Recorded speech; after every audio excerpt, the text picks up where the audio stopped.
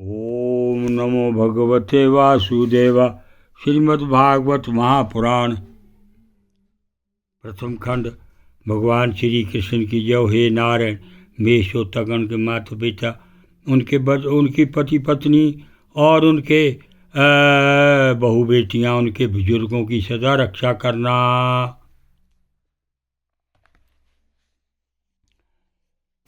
वक्रतुंड महाकाया सूर्यकोटि संप्रभा निर्विघ्नं कुरु देव सर्वकार्येषु सर्वदा। गणपति भगवान की जय। गुरुर्ब्रह्मा गुरुर्विष्णु गुरुर्देव महेश्वरा। गुरुर साक्षात् परब्रह्म तस्मै श्री गुरुवे नमः। ब्रह्मदेव भगवान की जय, विष्णु भगवान की जय, शंकर भगवान की जय। ओम जयंती मंगला काली भद्रकाली कपालिनी दुर्गा क्षमा शिवा दात्री स्वाहा स्वदा नमस्तुते। माँ दुर्गा महाकाली मेरे इन श्रोतागण, इनके परिवारों के ऊपर, बच्चों के ऊपर, बहु बेटियों के ऊपर, बुजुर्गों पर कोई तांत्रिक विद्या, कोई और इनके ऊपर कोई विपत्ति करने वाला ना हो, और अगर वो करता है तो उनका नाश कर देना। कथा का पाठ 125। अपरे वासुदेवस्य देवकया ओचित्योभिघात अजस्य मत्स्य क्षोकक्षेमाय वधाय च सुरदिशां भारावतारणायने भुवो नाव इवोदधो सो सी धन्यतया भूरिभारेण जातो यातं भूभारथिता भवेयस्मिन्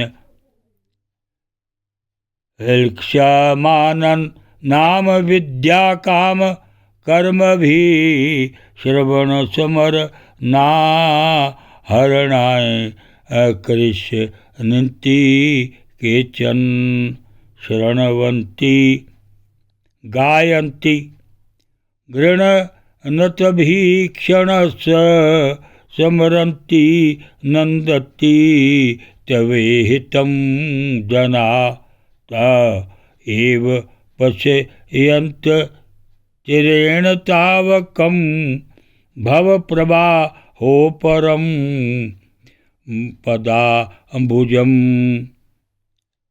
अप्यद्य नस्तवं सप्रतेहित प्रभो जेहाससी स्मित सुहृदो अनुजीवना येषान चानयद भवता पदाम्बुजात् परायणं राजसु योजितासां केवयं नामरूपाभयं युधभिषः पाण्डवा भवतो अदर्शनं हिरहि ऋषिकाणामिवेशतु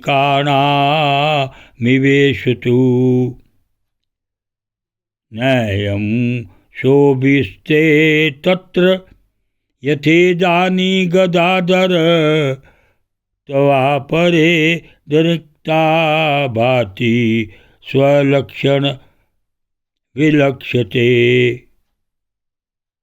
इमे जनपदा सप्रदा सुऔषधीरुद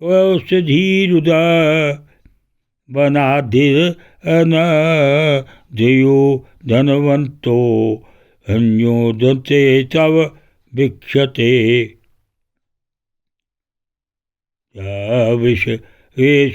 विश्वात्मन् विश्वमूर्ते स्वकेषु मे शने पाशमिं छिन्धि दृढं पाण्डुषु वृष्णुषु।